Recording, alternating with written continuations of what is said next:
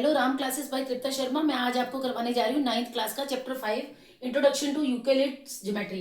जैसे कि पिछली क्लासेस में मैंने आपको एक्सिम्स और पोस्टुलेट्स के बारे में बताया था कि यूनिवर्सल ट्रूथ को दो पार्ट में डिवाइड किया यूक्लिड ने।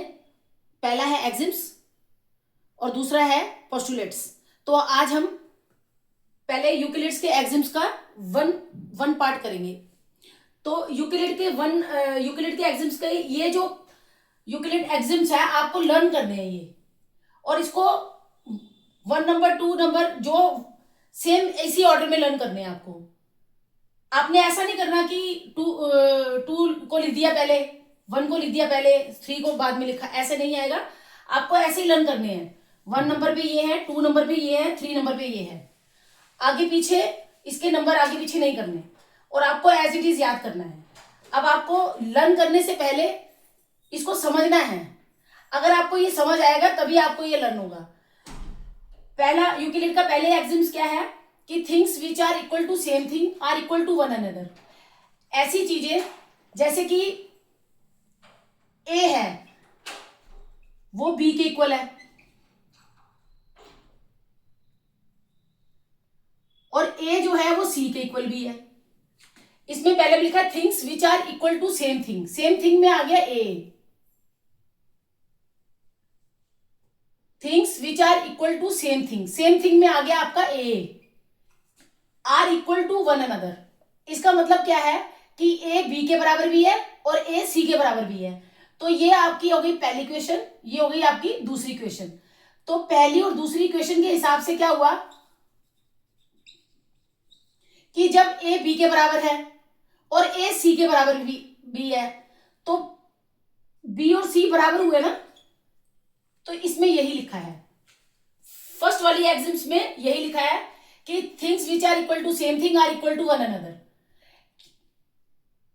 कि ए बी के बराबर भी है और ए सी के बराबर भी है।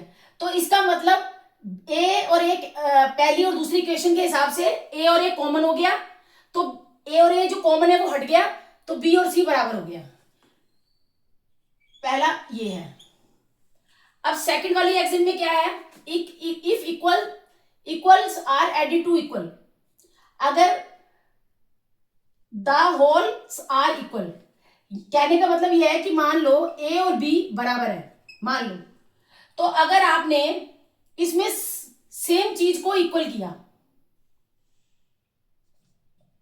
सेम नंबर को ऐड किया है, यानी ए में भी 2 प्लस कर दिया और बी में भी +2 कर दिया, तो ये इक्वल हो जाएगा। ये भी आपस में इक्वल होगा क्योंकि हमने सेम को ऐड किया है,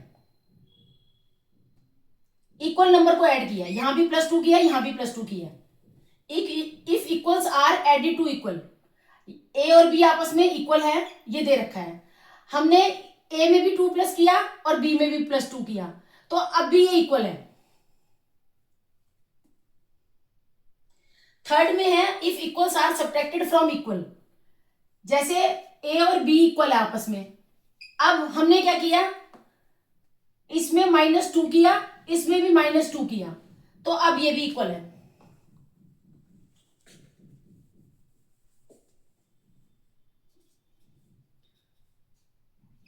आपको इसी ऑर्डर में लर्न करनी है जिस ऑर्डर में दे रखी है। अब जैसे कि फिर से आप रिवाइज करें, things which are equal to same thing, A B के इक्वल भी है और ए सी के इक्वल भी है।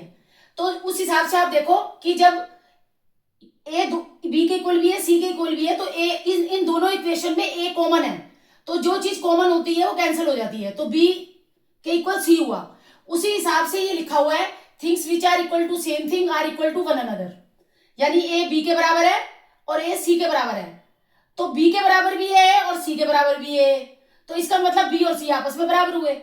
अब दूसरा वाला देखो, दूसरे के अंदर ए और बी बराबर दे रखा है, तो जब ए और बी दोनों आपस में बराबर है, तो अगर हम ए में 2 प्लस करें और बी में भी 2 प्लस करें तो अब भी ये बराबर होगा क्योंकि हमने दोनों में सेम नंबर प्लस किया है। अब थर्ड में देखो ए और बी बराबर दे रखा है, अब ए में अगर हम -2 करें और बी में भी सेम -2 करें तो अब भी ये इक्वल ही रहेगा।